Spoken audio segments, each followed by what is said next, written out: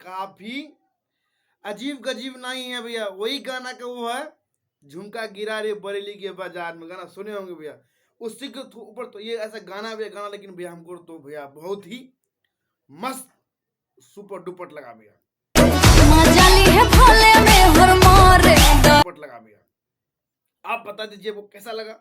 अच्छा लगा रहा तो भैया वीडियो को पूरा देखिएगा, तभी तो मजा आएगा ना, समझ गए। चलिए वीडियो आगे देखिए।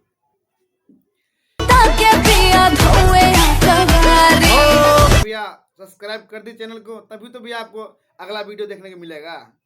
फटाफट कीजिए, शर्माइए नहीं, आप ही का चैनल है।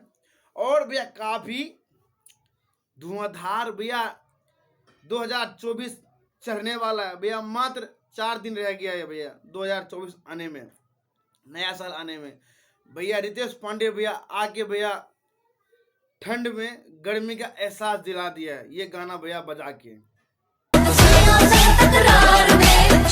आधा तो भैया इसकी इतने मस्त है कि मन कर रहा है कि हाँ गाना पर नाचने झूमने लगे भैया, लेकिन क्या करे, वीडियो अच्छा लग रहा है ना तो देखिए ना भैया। क्या मैं लाइक कीजिए तभी तो मजा आएगा। लाइक कमेंट रुकना नहीं चाहिए भैया।